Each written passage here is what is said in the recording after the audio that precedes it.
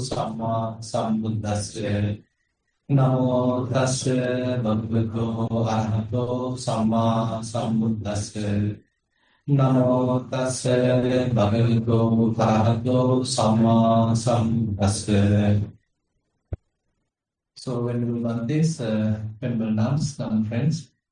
So basically, we are going through the Noble Eightfold Path, and as you may already know, divides it into three basic trainings. The first training, or we can't say it's the very first one, we can say all these three are quite relevant. Actually, divided into Sila, Samadhi, Panya. Sila in the sense the morality related conduct, morality related training, and then the Samadhi, the tranquility related training, and then the Panya, the wisdom related training. Actually, as we already have heard, Samadhi, the right view, is basically leading forward. It becomes the forerunner of the whole path, because it's very much like the vision, giving us a kind of a direction, what to do and what is correct, what is wrong. So this kind of vision is necessary, and it is very much like coming as the forerunner. So Samadhi Pubbangama. So the whole Noble Eightfold Path therefore has the right view as the forerunner, the guiding principle in a way. But on the other hand, the right action and that related, say the whole moral conduct, and then the, say Samadhi related, that concentration related conduct, all are quite intertwined. Now, say for example, if you are using a rope with three wires or three coils, so and we are using it to go up, which part are we touching? Which coil, which thread are we touching? So all three, basically all three they are touching. It is not just the one. So therefore the moral part or moral training really helps the mental development part. The mental development part further helps to the, say the wisdom part. Wisdom part again helps to the sila part. So likewise they are quite interrelated, intertwined, helping each other. So therefore, we can't say one comes first and the other one comes next. They are quite intertwined, helping each other, working together in a way. So my topic today is particularly related to the moral part. Sila, Samadhi, Panya. The Sila part, the morality part, in the Noble Eightfold Path consists of three components. Samma Vacha, the right speech. Samma Kammanta, the right action, and then Samma Ajiva, right livelihood. So probably you already have heard about Samma Ditti now, and again Samma Sankappa and Samma Vacha, but we can get some understanding about that as we are talking about Samma Kammanta, right action as well. So before getting to Samma Kammanta, I'd like to tell something about the Micca Kammanta. So what is Micca Kammanta? That means the wrong action. So the unwholesome type of action, Micca Kammanta. So that is easy to remember in a way. The first one is the Paladipata. That means that one is killing animals, killing any kind of beings. So typically explained like, so killing beings, and he's kind of murderous and bloody-handed, given blows and violence, merciless. So it's a kind of a very rude way of behavior when it comes to Panadure. The very first one, there is no any mercy. So he is kind of into killing. And sometimes people misunderstand, if assume that we are stepping onto an ant or stepping onto any other creature, have we really conduct some sort of killing? So we sometimes have certain doubts. So therefore, in certain areas of Dhamma, it is mentioned what are the factors necessary to fulfill, particularly someone to think, okay, I really have committed a kill. So sometimes it's mentioned as 5 factors that it should be a living creature, living person, or living being. And one has to be aware that is or it is a living being. Now, say, for example, that you see a snake and it is really a living creature, and you also recognize, okay, it's a living creature, and then assume that you had an intention to kill. So this is very, very important that one has to have the intention to kill. And then you are kind of recognizing some sort of a mechanism, some sort of a method, strategy to kill. Maybe you are taking a club, bow, strong door, whatever it is, kind of a weapon. So that is the mechanism that you are sorting out. Say you use that, you found out, and then you do the action. Say then whatever the creature being killed. So these 5 factors are to be fulfilled. Then we can say we really has committed that kind of an offense. Kind of a transgression has happened in terms of this Adipapa. In terms of the killing human being was committed. Because that is really a living being, and we also knew it is really a living being. And again, we had the intention to kill, and we had a kind of mechanism, and then we implemented that so that the creature being killed. Otherwise, say if we mistakenly step onto an ant or any kind of something has happened, we simply throw a stone just to something else, but it's being hit to another creature and being killed. Since the intention is missing, so we won't get any kind of wrong karma, bad karma, because we didn't have the intention. So these things have to be a bit clear, because otherwise sometimes we unnecessarily accuse ourselves. We develop certain doubts about these things. And then adinada, so that means not taking, or rather taking what is not given. So here, either in the forest or village or town or office or any place. So these things are possible nowadays, and many different ways are available to steal. Say, even there, the certain factors are introduced. So it should be someone else's property, someone else's belonging. And again, we should be aware, okay, it doesn't belong to me. I'm very aware it belongs to someone else.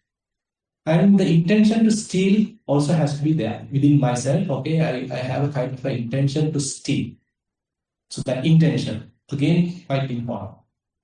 And then I'm coming up with some sort of a mechanism, type of an effort to steal it, and then I'm implementing it, then I'm taking it.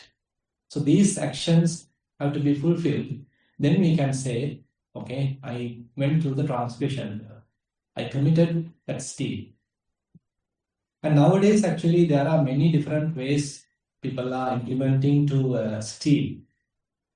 Either you really go and steal the thing, sometimes by force, take the thing, and maybe even go through some sort of fraudulence and use various different kinds of fraud, and some kind of even corruption. All these things actually comes under the stealing. So many different ways are there. It's a very broad type of precept in a way, very fairly broad, many different areas, many possibilities are there how to steal. It is not you are going and simply grab by the force. Even kind of a cheating, kind of a fraud, still comes under this second precept in Adinadana. You are taking something which doesn't belong to you. And then the third one, Kame Sumichacha. So I am still talking about the Michakama, not yet come to the Samakama. So we are talking about the Michakama, the wrong action. So the Kame Sumichacha. So having some sort of a sexual misconduct with another person, which really legally not having any relationship to us. So basically, traditionally it is mentioned in the Dhamma. So there may be, if we are talking to a particular woman, that woman being protected by her, say, parents, maybe by her husband, by her, say, any other, say, brother, something like that, she belongs to someone else. And even she might have given the word to someone else. Even that is considered. She has been engaged, been given a word, okay, I'm going to marry you, something like that. But we as a different person go and have a kind of a relationship with her and commit the sexual misconduct, kind of a sexual intercourse, and then the transgression can happen. So there are also factors are mentioned, and it's a forbidden person. So how we define forbidden person is that that particular lady, we take the ladies as the second on the other side. So she belongs to someone else that you know very well, okay, she's a married woman. You know very well, okay, she is protected by her parents, protected by the law, protected by the, say, brother, whoever. Some kind of a guardian is there. So I am quite aware that she is protected by someone. But the intention is there to enjoy. So having a kind of a sexual relationship, that enjoyment is something now I am intending. So that intention has to be there in the mind. And then kind of an effort being done to start this relationship, commit it. And if we commit it, then we go for the transgression. So therefore, it's also fairly clearly mentioned. So it has to be a forbidden person. I know very well it's not belong to me. And I still have the intention to have a sexual relationship and then come up with some sort of a strategy and then go for that. Then I commit it. So therefore, these things are related to daily activities in a way. Because nowadays we are living in a world where sexuality is really taken up and that being used in many, many different areas, and many advertised media and various different ways of mechanisms are there to promote sexuality, and we easily get caught up with it. But unfortunately, if we go for that, then we probably get engaged with this vichapamata, wrong action. And having some understanding about it. Now, there are three areas. First one is the panadipata, that means any living being intentionally. That's the first one. Second one is stealing something not given, basically. Many different possibilities are there. It may be frauding, maybe cheating, deceitful kind of behavior. Somehow you take something not belong to you. The third one is the sexual misconduct. So these three are considered as the michapamata, wrong action. And now we can come to the right action, samma kamma. And when it comes to right action, Buddha divides right action into two areas. We can say two groups. Samma kammantam paham bhikkhave dvayana. So Buddha mentioned monks. I am going to explain samma kammanta, the right action, in twofold, in two types. So what are the two types? Actually, first one still has certain amount of ignorance involved. Certain amount of taints are there, but still it produces some kind of a merit. That's quite interesting. So we'll analyze that separately. So one area is there, right action that is affected by taints. Still certain kind of a taints are there. Some kind of an ignorance is there, but it produces some kind of a merit. And as a result of our proper action, it will give us some kind of good results as well. Now, say for example, now I am trying to avoid any kind of a killing. So you observe the precept. Panadipata veramani sikkhapadam samadhya. So this is the traditional precept that we usually tell lay people to observe. Okay, I am now going to abstain from killing. Now, the point, how the taints are involved, how the ignorance is involved, is the interesting part here in a way to understand. Here, there's a being available. There's an animal available or a person available in the outside. And here I am a person again inside. So a kind of subject-object duality is there. I am a person. I am not going to kill another person. I am not going to kill another being. Any ignorance involved here? I is there. So I is there. Person is there. A being is there. A subject is there. An object is there. So this is some sort of we actually have to go to the teachings of the Dhamma to understand how really this ignorance is involved. For the time being, we can simply say, so whenever we have the personality, some sort of a personality involved here, thinking I am a person, I am so and so, then I have certain amount of ignorance is included there. And on the other hand, when we consider there is an outside person, an animal, a dog, or snake, or something, someone, an individual is available outside, there are also certain amount of ignorance is involved.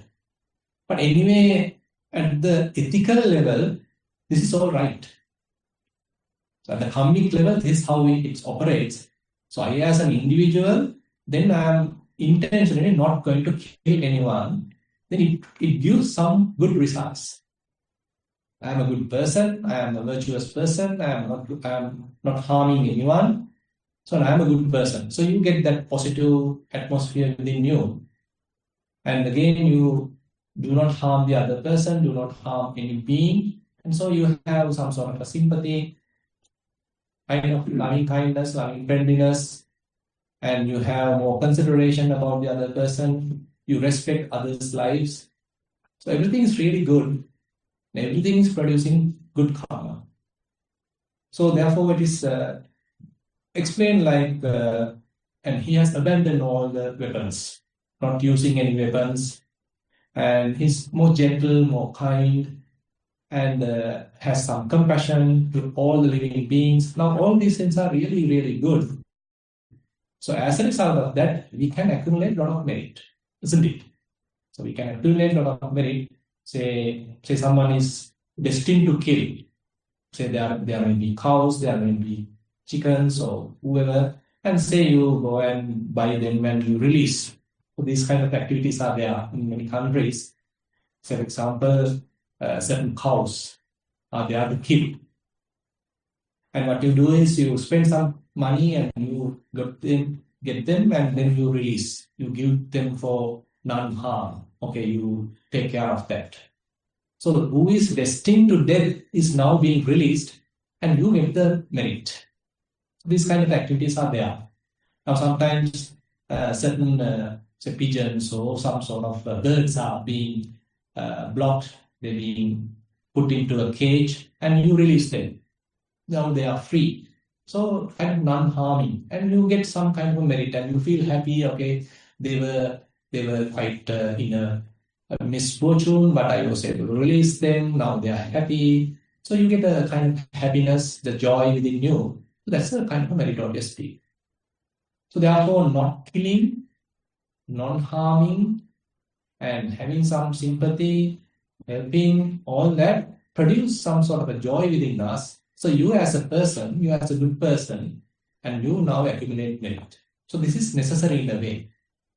Because we can't go immediately to the taintless level. So first of all, we have to work on this mundane level. Okay, you have to be a good person. No more I'm not going to kill anybody. Maybe a human being, I'm never going to kill.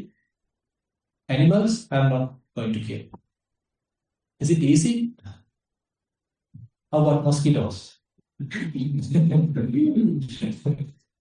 They are also included. Okay, no exception. So all living beings. So it's not actually it depends in a way. Now, if you want to kill an animal, say if you want to kill an elephant, what's the amount of effort that you have to put? If you want to kill a mosquito, what's the amount of effort that you have to put? Are they similar? They are different. So therefore, the amount of effort that we are putting, how much of planning we have to do, how much we have to think, all that actually contributes to our mind. So how much we are planning, and we have an anger and we are hating that animal and we are planning, okay, I have to kill it. So like that, a lot of things are going on. So therefore, all that accumulates in our mind. So therefore, and on the other hand, the person being killed, if he is a really virtuous, really worthy person, a noble person, then the crime is very heinous. It has a lot of gravity. So therefore, killing an arahant, killing such kind of a worthy person has a lot of heinous gravity. It's a really bad karma. And therefore, even if someone is killing one's mother, father, so then it's mentioned typically that he can't even attain any kind of a understanding within this life. So kind of a very grave activity.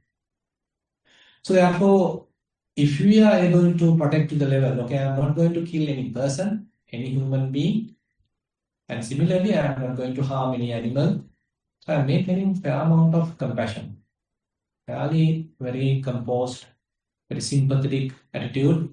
So I feel others, say, suffering, I can help them, non-violence, non-harming. So this is the kind of attitude now one is developing. So in a way, we can simply say metta, loving friendliness, loving kindness.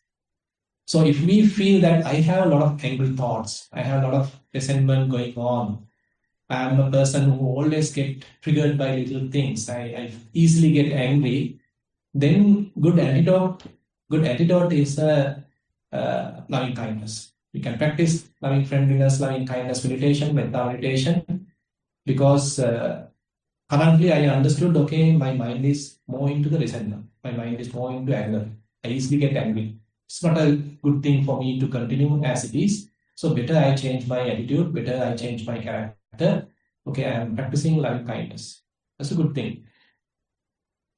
And but still we are talking on the mundane level. Still at the one section of Samakama. And then we can come to the, say, some other verses that Buddha mentioned, how to relate this. Now, say, for example, not only us who want to live, but every other being have a desire to live. They don't want to get killed, they don't want to get harmed. So therefore, Buddha mentioned, okay, to take an example like that, you compare like that. If try to apply it to yourself. You yourself doesn't want to get killed.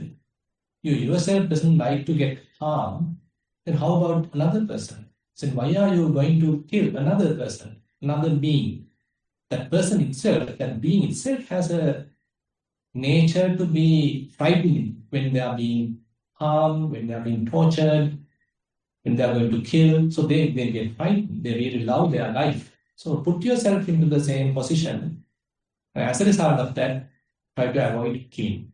So in beautiful verse, Dhammapada, Sabbe tasanti dandasa, Sabbe sanjeetam piyam, Attana upamam kattva nahaniyena gate. So Buddha very beautifully mentioned in Dhammapada. So everyone trembles at stick, everyone is in fear of death. Comparing oneself with others, one should not hurt or have them hurt. So you are putting ourselves into the same situation, and okay, I don't like someone else come and abuse me, come and hurt me, kill me, any kind of a torture. I don't like. Then other person is also very similar to that. So using that, don't kill another person, don't harm another person, only any living being. So that's a kind of a way that Buddha put it to the context. And another thing is that sometimes what happens is we go for some sort of a tit for tat nature. We get for kind of a contention. Say someone has hurt, and I'm going to kill, I'm going to hurt, I'm going to attack, doing tit for tat. But if there's a possibility, if something has happened, okay, you are able to forgive, you are able to simply let it go, just abandon it rather than keeping it in your mind and harboring and thinking again and again and planning how to get the revenge. Who is going to harm the most? In a way, we ourselves, right? Say someone has made a bad comment about us. then we start thinking about it again and again. We at home we are thinking, while at work we are thinking, while driving we are thinking. So this too much thinking, conceptual proliferation, is really harmful to us. And it can lead us to take a rod, take a pistol, and then go and fire the other person. It also can happen, because what really has happened may be a very little thing, but I have aggravated that. I have really made it to a very intense level by too much thinking. So it's possible. So therefore, one important thing that we can later discuss is how to recognize this harmful thought, how to recognize this angry thought within oneself at early stage, and should be able to abandon it. It really relates with the practice. Now we can talk about the second thing in the Samaha mantra, that is the Adinadana way. That instead of stealing, now you avoid from any kind of stealing. You are not taking anything not given. You know it's not given to me, okay, I don't want to touch it. And you are quite honest. And if you are working on a particular place, any particular office, say, I don't want to do any kind of fraudulence, I don't want to cheat any person. So you are really truthful, really honest, and your work is quite pure in that sense, and you talk the truth also, quite truthful. So this kind of very honest behavior is there when it comes to this Adinadana Vedamani. So you abstain from taking anything not given. Instead, you have a very faithful character. You are more truthful character, very honest character. And so you don't want someone else's belongings. Instead, you are contented with what you have. I'm happy with what I have. I may not be a millionaire, but I'm happy. What I have right now is something I righteously earned. I don't want someone else's money or whatever it is. What I have is really righteously I have earned. I have put a lot of effort. I spent a lot of time. I really did some hard work. That is how I have earned something. It's really righteous. You may be happy about it. You can be really appreciating that, how you really have earned that. Instead of cheating another person, stealing something else, from someone else, rather you did really hard work. This is how I earn. This is how I am protecting my family. So then you are quite happy, quite contented. So this is the kind of behavior that Buddha really recommended. So how you can be happy by really putting your own effort. You know, in the certain times that unlike today, that now say in the agricultural society, so they have to work in the paddy fields, and maybe really raining, it may be really hot sun, a lot of work is there, a lot of hard work is there. And Buddha encouraged that. I mean, you are righteously earning. It is not that you are stealing someone. It's not a white collar job. It doesn't mean that those are bad. So you are doing something correct. And if it may be a very brainy work, and if you really want to do some, say, computer work or something like that, it's still fine. So you do it honestly. If you do it wholeheartedly, not stealing, but you feel that I really did hard work, so I really worked getting this, I deserve it. That feeling is really helpful in the spiritual life. You feel that I deserve it. So what I deserve is what I got. Not I got something more than what I deserve, rather I got something I really deserve. Because I put forth a lot of effort, I have contributed a lot. As a result of that, I got the remuneration. Something like that. And then the third one, Kamesu Michachara Veramani.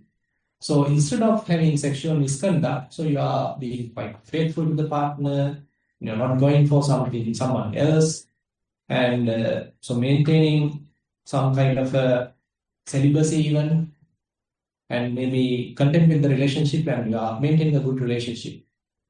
So I'm not going to harm that relationship. So rather, you are maintaining a good relationship and are quite truthful, honest. So such kind of a faithful relationship. And there may be thoughts still coming, okay, to go with another one, have some relationship with another one. But the precept is helping you to guard yourself.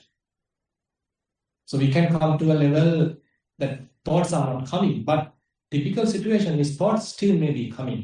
Okay, you see a beautiful girl, beautiful woman, a handsome boy, you may get the thoughts, but the precept helped you to prevent it. I'm not going to go for that. I'm protecting kind of a moral code. So this moral code is something really beneficial as a kind of a guardian to ourselves. Because immediately we can't purify the mind. So therefore what we do is have a kind of a moral standard. Okay, I'm not going to use harsh word, harsh speech, false speech. So the verbal standard I'm maintaining. Similarly, the bodily standard, good moral conduct. So I'm not going to kill, I'm not going to steal, I'm not going to involve in any sexual misconduct. So kind of a vow in a way. So you are maintaining some sort of a moral standard. Then that standard help you to protect yourself. Even though I still get the thoughts, but okay, it doesn't matter. Thoughts are there, but I am not going to do it. So kind of a maintaining such kind of a determination. And so far actually we discussed Samma Kammanta in the mundane level. Mundane level in the sense, so still there is a person here and there's an outside person also. So I am here, I am not going to kill an animal. I am here, I am not going to steal someone else's property. I am here, I am not going to have sexual misconduct with another woman, another man.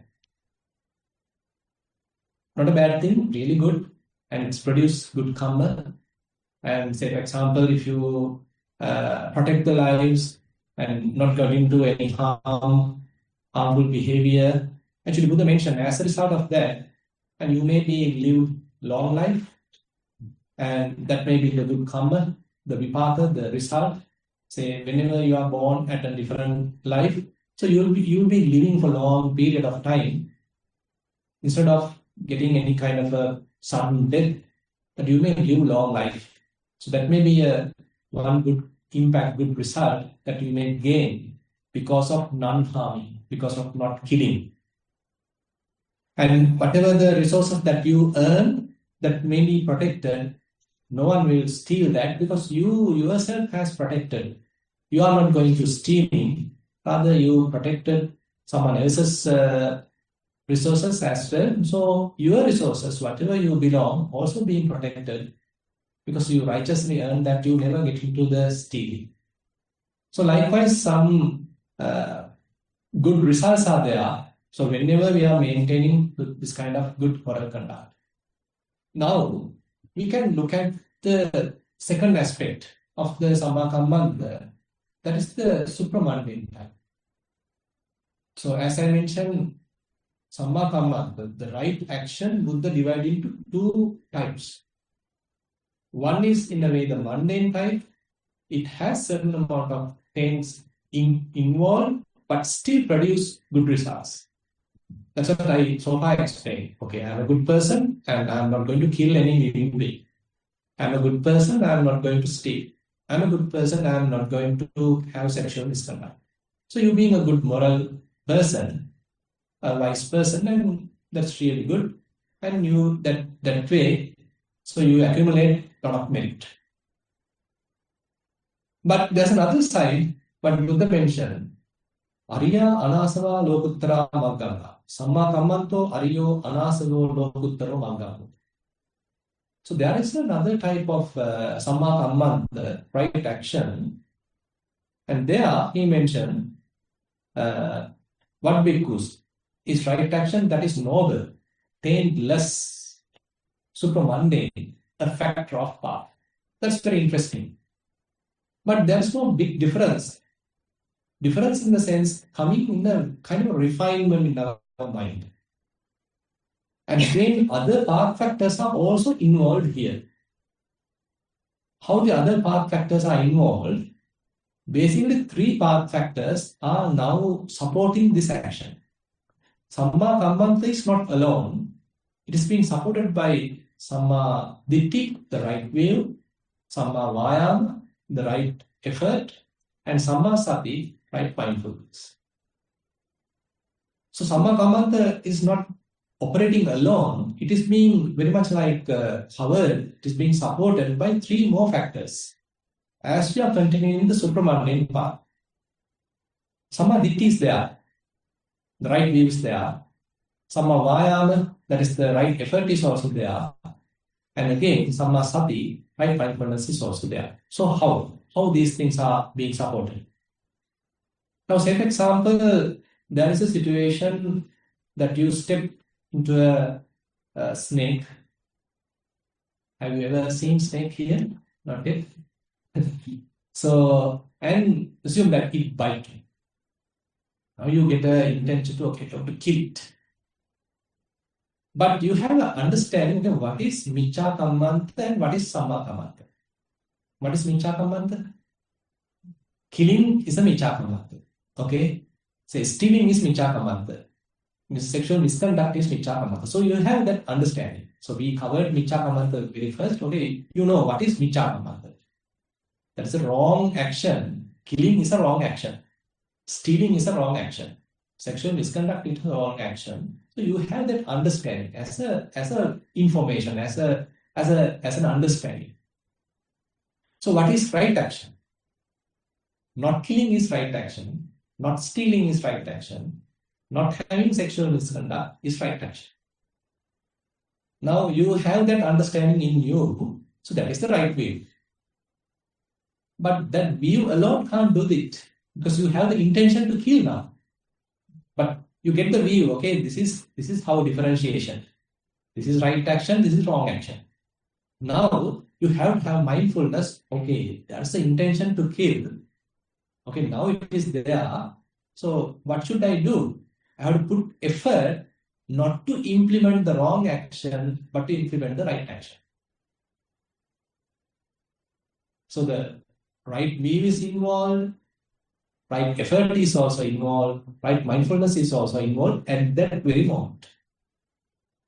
So assume that it came as an urge in you. You go for that, you killed it. Later you understood, oh my goodness, I did the transgression. Panatipata happened. Then you are too late, isn't it? Then you are too late because that anger came into the mind was so powerful, I couldn't stop myself, I go for that, I killed it. Then I'm too late. Then these three factors didn't really come to the kind of a synergy. So rather I was influenced by the anger. But at that given moment, say, even though I get it also bite me, say the snake bite me, but I got hurt, I got the intention to kill, but still, right view is telling me, okay, what is right action, what is wrong action. So that is the understanding, that's a knowledge. It is available with you now. You know killing is wrong, not killing is the correct thing. And mindfulness will tell you, okay, now you anyway have an angry thought. You feel the intention to kill, but effort should be exerted. I'm not going to do it. So you are preventing killing, instead you stop killing. Then you are safe. At that very moment, so every time in that sense we have to be mindful. So the mindfulness has to be present at that moment, telling you, okay, this is right view, this is right action, and this is wrong action. So the right view is there. And as a result of that, mindfulness will tell you, okay, don't implement the wrong action. So you take an effort not to implement the wrong action, even though the urge is there to kill, but you put an effort not to do it. Say another example. Say while at your office, say you have a nice secretary and maybe having a kind of opportunity to have for wrong kind of intimate relationship. Possible, no? Yes, we are living in a world like that. A possibility is there. Now, so you know what is right action. Sexual misconduct is wrong action. Not getting into sexual misconduct is the right action. So that's an understanding, that's a knowledge you have. So the right view will tell you that. But you may have a kind of a inner, liking going for that. right? Starting that relationship. But you need to be mindful, okay, there is such kind of a thing going on. There's an urge coming in internally. Because you are not an arahant, I mean, these things are desires. You have to be realistic. And then, right, effort should be there to stop it. So I'm not going to do it. Even though I have a desire, I'm not going to do it. Because I know very well, right, view is telling me this is a wrong activity, this is a wrong action, this is a micha kammanda. If I'm going for sexual misconduct, if I'm going for any intimate relationship, it's a kind of a wrong action. Because I am a married person, I am a father, I am a mother. So the right action will tell you, the right view will tell you, okay, this is the right action, this is the wrong action. So the right view is essential. And the mindfulness has to be present, then only it will catch the intention in me. Okay, it's asking me to go for that, but now you are not going to do it because the right effort will prevent you from that. And say another example. Say you are in the banking sector, for example, and there are enough opportunities to go for kind of fraudulence to get some money from someone else's bank account, and you have all access, and you also going through some financial troubles, financial difficulties, and opportunities there. Possible, no?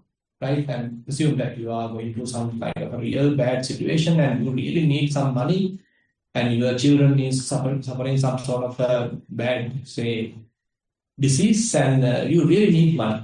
And you are in the banking sector working for something, and you have the opportunity to steal, do some sort of a trick, do some sort of a cheating, and get some money. Now, how the three things are operating? The right view has to tell you what is correct, what is wrong. Cheating, fraudulence, stealing, all are wrong action, but not doing it is the action. So this is the understanding, this is the knowledge which has to come forward. Right view has to come forward. Then mindfulness should be there to recognize that bad thought or the intention to steal. And right mindfulness should be there. And the effort should be there to prevent it. Even though opportunity is there, even though I can cheat, I'm not going to do it. So that the effort, the right effort will prevent you from implementing the wrong thing. Instead, you do the right thing. I'm not going to do any kind of fraudulence. I'm not going to cheat. Instead, I'm somehow managing with little money I have. I'm not going for any cheating. So likewise, each and every moment, if we have this right view, if we have the right mindfulness, if we have the right effort, then only we can properly implement samma kamata, right action. Isn't it? So therefore, in the real path, as we are growing, as we are implementing, so the samma kammanta is not alone in that sense. At that moment, you are having the support from right view, right mindfulness, and right effort. And on the other hand, assume that you are further developing your practice and you come to an understanding that all conditioned phenomena are impermanent. Okay, I can't find any conditioned phenomena which is permanent.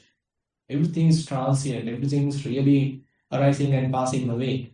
So how can I find a self, unchanging, eternal self in such kind of a transient process? Then probably you might come to an understanding of non-self. Okay, things are happening without a personal involvement.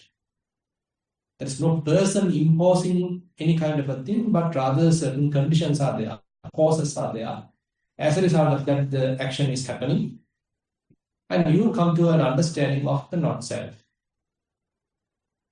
Assume that you are continuing with that understanding, and probably now you are trying a different thing, how self being created, how person being created within myself.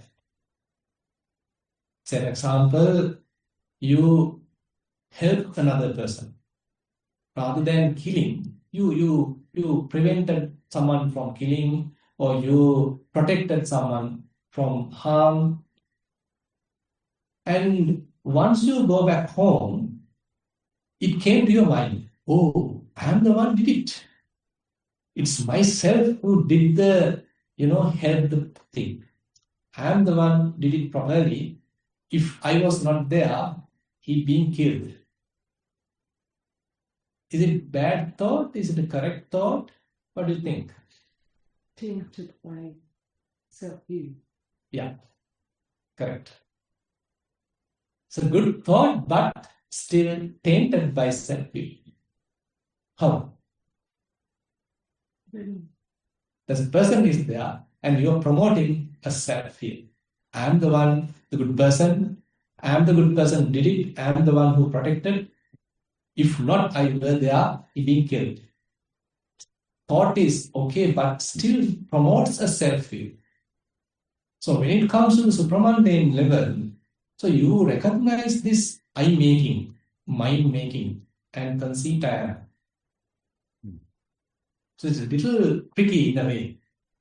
Previously, we were thinking like that and we were happy about it. It was myself who did it and I am a really good person now.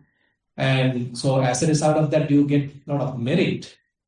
But now it's a different scenario. You don't want to make a self because you understood it is not self.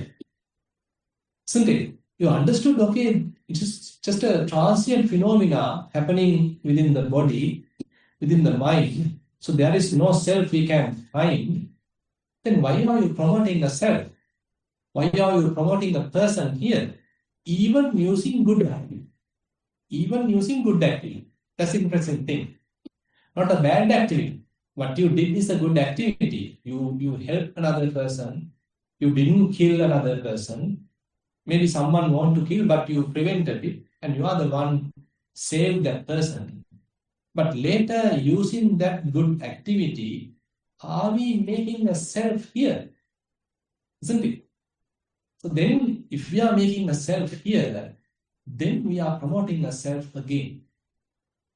But in our meditation, in our insight practice, we understood there is no self, isn't it? So even though we understood it there, then while at home, while at office, while in the society, if I keep on promoting a self here, then I am going against the path. So in the supramundane level, so we have to be careful, even the right action, how not to promote a self. It's a very tricky path in a way. Now you are not killing. You are saving others, so you are helping others and you have a lot of compassion. But even that is not being used to promote a self. Similarly, now you are not stealing. Now you are not doing any kind of fraudulence, any cheating, any kind of deceitful action. But you are not even using that to promote a self. Similarly, now you are not into any sexual misconduct. Rather, you are quite, confidential, you are faithful and sincere to your relationship. But even that not being used to make a self. That's very interesting. In a way, quite challenging, isn't it? Because in the path, so now we are talking the noble, taintless type of karma, samma karma, where the mention, right action that is noble, taintless, supramundane, and factor of the path. It has to be taintless. So what is the taint, by the way, when I am thinking, okay, I am the one who protected him. Okay, assume that there's a cow being destined to kill by a butcher. And fortunately, you were there and you will spend some money and you take out from the butchery and then release the cow. Good thing. It's a correct thing. It's a real nice thing. And how about when I'm thinking, say you come back home and the thought came to you, fortunately I was there. If I was not there, that innocent cow being killed. See how good I am. And you may be telling to your wife and you may be telling to your children, you may be telling to your brother, sister, husband, see how good I am. Anything wrong? No. Something wrong still, right? Because you are a self, you are a person, you are an individual, you are promoting that individuality, the personality. That is the tricky thing. You need to understand. So as we are continuing the path, it is not really the Michcha Kammanta helps to promote a self. Rather, the Samma Kammanta even can promote a self. That is where we have to be careful. That is where separately it is mentioned. There is a path which is supramundane, which is noble, taintless.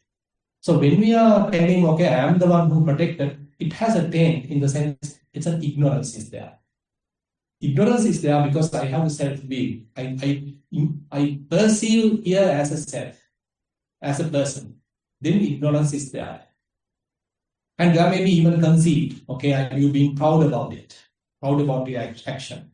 Conceit also can come. So likewise, very, very mild and very subtle tendencies may be promoted as a result of this kind of a view. So therefore, when it comes to supramundane kind of Samma Kammanta, we have to be careful. As we are continuing our path, we should be quite clever, quite skillful to check that, to prick or take, to quickly recognize that self-promoting thoughts, to quickly recognize that self-referencing thoughts, to quickly recognize personality view-related thoughts.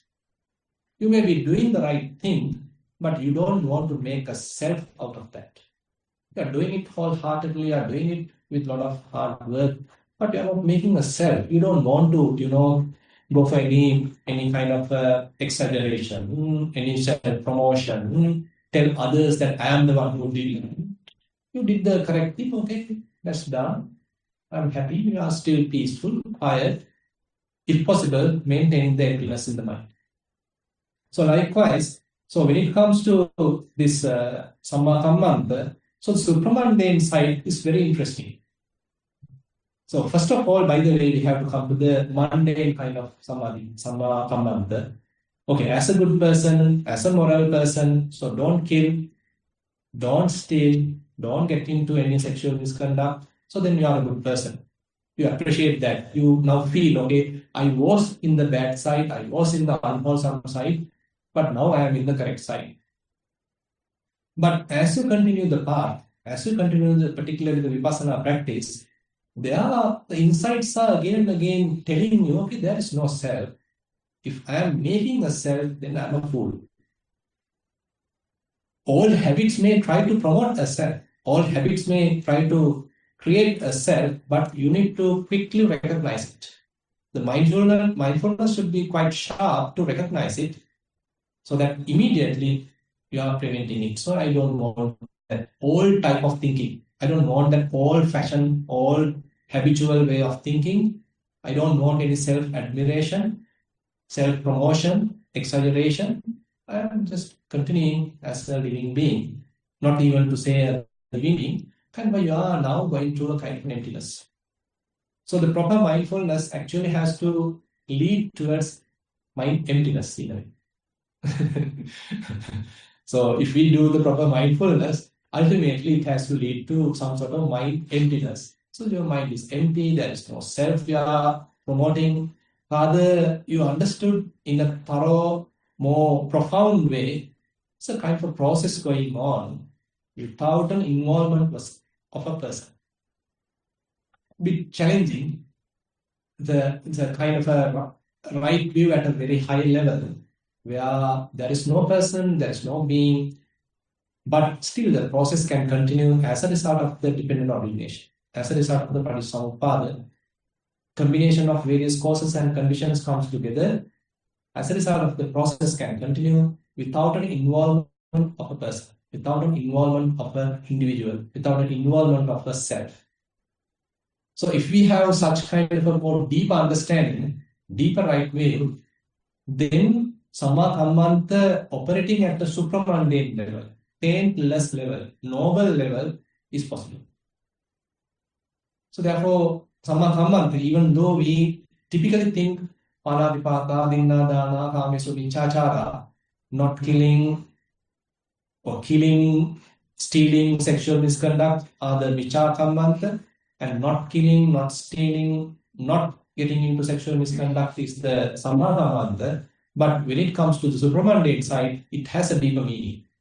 So we are not using even Samma Kammanta to promote the self, to prepare or create the self.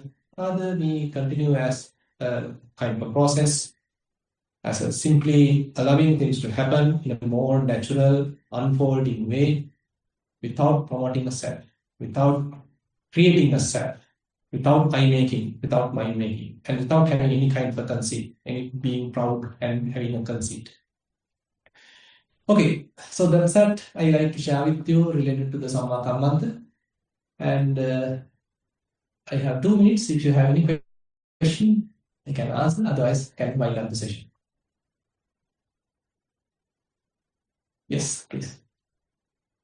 There's a lot of invasive species in the world. You've got lionfish, you got the python, the big snakes in the Everglades. Up north, you've got dragonflies that are just like everywhere. And everybody's just killing them. And it just is it's not something I can get comfortable with.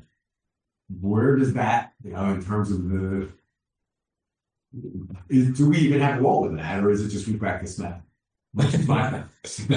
Quite challenging, yeah, quite challenging. That's what I mean. So that's why these things are, it's easy to say, but when it comes to real life challenge, say, are we simply allowing someone to kill me and just I surrender? I'm going to fight. I've been told I've been invasive too. Sorry? I've been told I've been invasive as well, so I hear what you're saying. Yeah. So likewise, I mean, sometimes there are conflict between these, say, the precepts.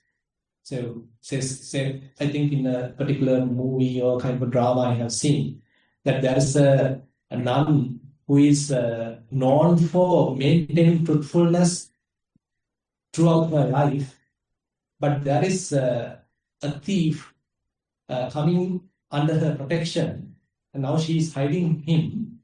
Now the police or someone is coming to kill him, or another person coming to kill him, and asking from this nun, have you seen this particular person? Have you seen? So if we tell the truth, what happened? So then that person can come and kill also. If you say no, I haven't seen, then lie. It's but the intention. That's the thing. So likewise, there are certain situations available where the precepts can come to a kind of a conflict. Then we have to, at that moment, we have to use our intuition. Okay, what should I give up in? Am I going to give the priority to protect someone else's life and abandoning my vow to maintain the truthfulness? Because if I tell the truth, okay, this person will be killed. Look at that kind of hypothetical situation like that. On the other hand, you simply want to make the vow, I'm never going to lie. Okay, he's there, you can go and kill him. So therefore, these are interesting areas that, but rarely these things are happening. We don't need to generalize it. Very rarely these things happen. But in general, we have to have the attitude not to kill, not to steal, not to get involved with sexual misconduct. Then, in terms of the intention, we have the right intention. So I have the right intention not to kill. I have the right intention not to steal. I have the right intention not to get involved with any sexual misconduct. But exceptions may happen sometimes, very rarely. At that moment, I have to use my wisdom, mindfulness, at that moment available with me to get the right action. I have to weigh the situation. Which one has to be given more priority, more prominence? Yeah. Okay, then thank you very much for attentive listening, and I'm winding up the session. Thank you very much.